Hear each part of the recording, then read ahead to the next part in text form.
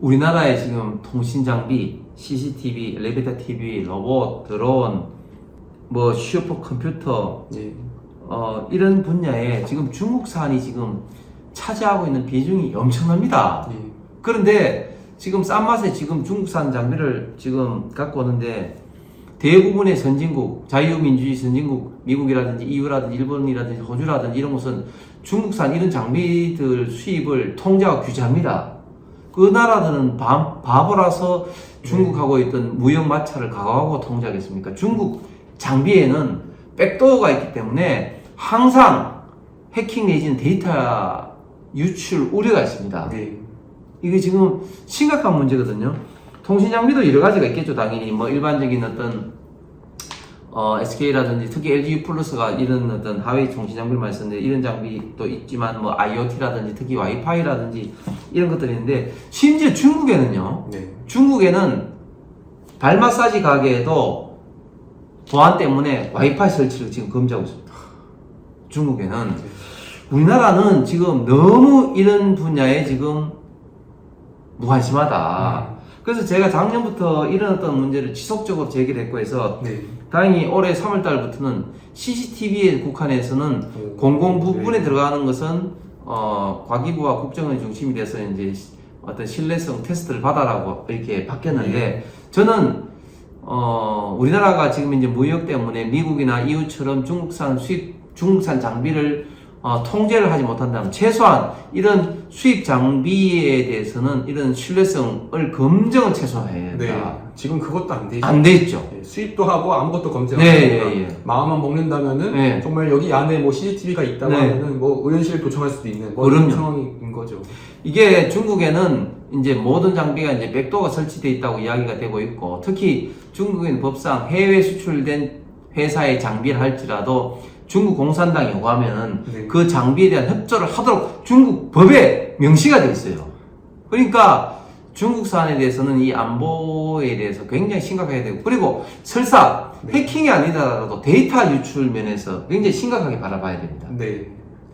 지금 4차 전기신문 시대는 잘 아시는 것처럼 데이터가 곧 자원이고 데이터가 무기 아니겠습니까? 맞습니다. 이런 것들이 줄줄줄 샌다는 거죠. 그러니까 중국산 이런 장비에 대해서는 우리가 엄격하게 규제를 해야 되고 특히 수입 통제를 못한다면 최소한 이런 어떤 검사를 해야 된다. 예. 이렇게 제가 작년부터 지금 주장을 하고 지금 이번 국감 때도 굉장히 좀 주장을 좀 했는데 여전히 지금 정부에서 100% 지금 받아들이고 있지는 않습니다만 그러나 제 주장에서 정부에서도 지금 심각성을 느끼고 있고 앞으로도 계속 이 문제를 제가 제기를 할 생각입니다. 네. 저도 그 정부에서는 뭐 또 비용 이런 얘기를 들면서 좀 이렇게 좀 거부감을 느낄지 모르겠는데 우리가 정말 뭐 일상 생활용품에서는 중국산이 얼마든 쓸 수 있지만 적어도 이런 국가 안보 특히 이런 뭐 도청의 위험, 도감청의 위험이 있는 특히 이런 국가 기관에 대해서는 철저하게 좀 이렇게 의원님께서 말씀하신 것처럼 이 문제 심각성을 느껴야 되지 않을까. 또 이런 면도 있습니다. 제가 이렇게 주장한 배경은 뭐냐면 지금 공무원들은 이렇게 되면 또 뭐 그 새로운 규제가 발생을 해서 우리나라 기업들도 피해를 보는 게 아니냐 이렇게 이야기합니다. 네. 저도 지금 당의 규제개혁 추진위원장 아닙니까? 예. 물론 이제 새로운 이런 어떤 인정이 뭐 규제다 이렇게 볼 수는 있지만 그러나 그건 굉장히 당견이고 지금 중국산이 지금 싼 값에 지금 오는 이런 것을 제가 조금 전에 말씀드린 것처럼 우리가 미국이나 EU처럼 이런 어떤 그 중국산 장비를 통제하지 못한 이런 상황에서는 이런 어떤 인정 내지는 이런 신뢰성 테스트를 통해서 중국산 장비를 합법적으로 막을 수 있는 장치가 되는 겁니다. 그걸 통해서 우리 국내 기업들, 국내 로봇 기업들, 드론 기업들, 이런 통신 장비 기업들, 국내 관련된 기업들을 육성 지원할 수 있는 그런 어떤 장치가 또 되는 거죠. 네. 우리가 이런 측면에서 바라봐야 되는 겁니다. 맞습니다. 그러면 이제 마지막으로 이제 민주당에서 계속해서 지금 정부를 공격하는 주제 중에 하나인 이제 R&D로 이제 좀 마무리를 하면 좋을 것 같습니다. 네. 윤석열 정부가 R&D 예산 자꾸 깎는다. 네. 그래서 뭐 청년들이 피해보고 있다. 이렇게 네. 주장하는데요. 네. 진실이 뭡니까? 예. 이제 이번 주부터 이제 국감이 끝나고 그 정기국회 이제 예산 이제 시즌이 이제 들어왔습니다. 네. 지금 예산 다룰 때 민주당이 가장 공격해 하는 포인트가 바로 또 그 포인트입니다. 네. R&D 삭감의 진실 보면 일부 삭감된 건 맞습니다. 한 네. 10%, 10.6%가 좀 삭감이 됐습니다. 근데 이제 삭감이 된 배경은 이제 이렇습니다. 네. 우리나라 대한민국의 이제 R&D 역사가 1966년 박정희 대통령 때 미국 존슨 대통령의 도움을 받아서 우리나라가 아무것도 없을 때 이제 네. 키스트 아시죠? 홍릉에 있는 예.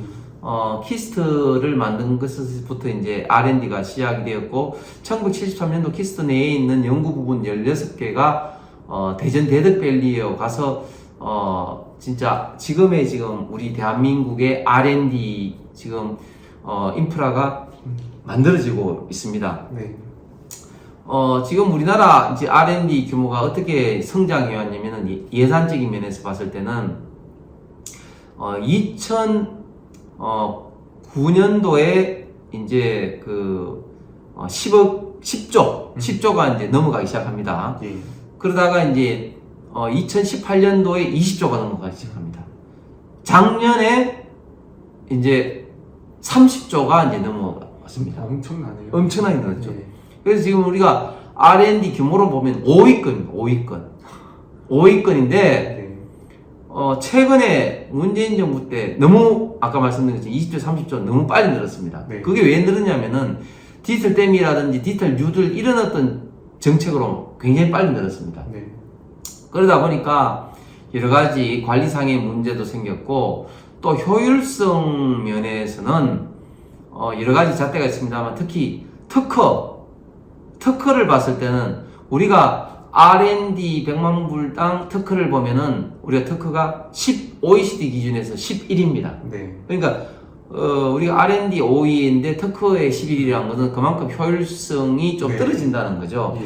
그렇기 때문에 지금까지 저희 이제 가방위에서는 저희 당은 물론이고 민주당에서조차 효율성 문제를 계속 제기가 되어 왔습니다. 네. 그래서 대통령과 지금 우리 윤석열 정부에서도 어떻게 하면 이제 효율성을 높일 것이냐 이런 이제 고민을 하다가 일단 불필요한 R&D를 좀 일단 삭감하는 것에서 좀 효율성을 좀 찾고자 지금 한 겁니다. 네. 그래서 일부 좀 삭감이 됐죠. 그런데 민주당에서 주장하는 예를 들면 학생들에 대한 R&D, 예를 들면 기초과학 R&D라든지 이런 거는 네. 삭감이 전혀 되지 않았습니다. 네. 완전히 이거는 R&D를 가지고 지금 현재 민주당이 지금 정쟁화하고 있는 거다. 네.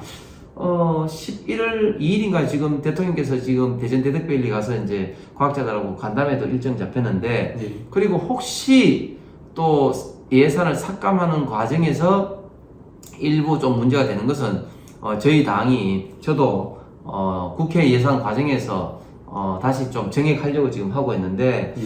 그런데 민주당에서는 사사건건 하는 것마다 지금 이제 정쟁을 하기 때문에 정말 가장 정쟁 없이 합리적으로 바라봐야 될 이런 R&D조차도 네. 지금 정쟁에 지금 소재를 하고 있다 이런 점이 참 슬픈 현실입니다. 네. 이게 참 저는 그 우파가 갖고 있는 한계이지만 결국엔 꼭 해내야 되는 길이라고 보는 게요. 좌파 정부에서는 예산 다 늘리고 돈 풀고 공무원 늘리고 반대로 우파 정부 들어서면은 그거 이제 나중에 10년 뒤면 국가에서 문제 생기겠구나. 공무원 줄이고 예산 줄이고 그러다 보면 결국에 칭찬은 이전 좌파 정부에서 칭찬받고 줄인 거에 대해서 우파 정부는 또 비판을 받지 않습니까? 그렇지만 과연 10년, 20년 뒤 대한민국을 위해서 과연 누가 진정으로 옳은 길을 가고 있느냐? 저는 제가 볼 때는 적어도 이 의원님과 지금 정부가 하고 있는 이 방향이 아닌가 싶습니다. 송 대표 말씀에 조금 덧붙이면 우리 대한민국이 지금 굉장히 위기에 빠져 있는 게 저출생 고령화 문제입니다. 네. 지금 윤석열 정부가 내년 2024년 예산을 657조로 편성을 했는데 2004년 이후로 가장 적은 증가율 3%인데 이것도 지금 이제 59조 적자로 지금 이제 편성돼서 지금 출발을 하고 있습니다. 네. 앞으로 세원 기반, 그러니까 쉽게 말해서 세금을 거둘 수 있는 기반이 굉장히 지금 약해졌습니다. 약해지고 있습니다. 왜냐하면 세금은 모두 다 사람 기반 아니겠습니까? 예를 들면 네. 소득세도 그렇고 소비세도 그렇고 뭐 재산세라든지 모든 게 지금 사람 기반인데 지금 인구가 지금 줄고 있습니다. 우리가 2020년도 5,180만에서 총인구 기준으로 작년 말 기준으로 봤을 때 또 5,145만 총 인구가 35만이 줄었고 경제활동 인구는 더 빨리 지금 줄고 있습니다. 예. 그러다 보니까 결국은 세금을 낼 사람들이 지금 급하게 지금 줄고 있는 겁니다. 그렇기 때문에 앞으로도 국가의 재정이 지금 걱정이 많은데 이런 측면에서 지금 윤석열 정부는 이렇게밖에 할 수가 없다. 네. 그래서 저도 국회의원 한 사람으로서 좀 반성을 하면 더 국민들에게 이런 어떤 사항을 진솔하게 설명을 하면서 이런 어떤 그 어려운 사정도 좀 양해도 구하고 그리고 국민들이 좀 이해할 수 있도록 좀 정책을 좀 펴나가서 결국 국민들이 좀 지지를 이끌어내야 된다. 예. 그렇지 않으면 이게 민주당의 선전선동에 참 현혹되기가 참 쉽죠. 예. 참 어떻게 보면은 이 영상이 의원님께서 이 국정감사를 하면서 느끼는 이런 이제 결과물에 대한 이제 국민 보고라고 생각이 되고요. 특히 이제 이런 제가 여러 가지 여쭤봤던 것들이 이제 국민들, 특히 우파 진영에서도 이건 좀 문제 있지 않냐 싶은 거에 대해서 제가 한번 여쭤봤던 건데 거기에 대해서 우리는 이럴 수밖에 없었던 이유가 있다 이렇게 설명을 해주시면은 또 여기에 대해서 또 설득이 되지 않겠습니까? 그렇습니다. 네. 이게 뭐 일방적으로 추진하고 국민들은 따로가 아니라 우리는 이렇게 하는 이유가 있어서 한 거였고 네. 국민들도 협조를 해달라. 네. 이것이 이제 좀 양방향의 소통이 네. 아닐까 네. 싶습니다.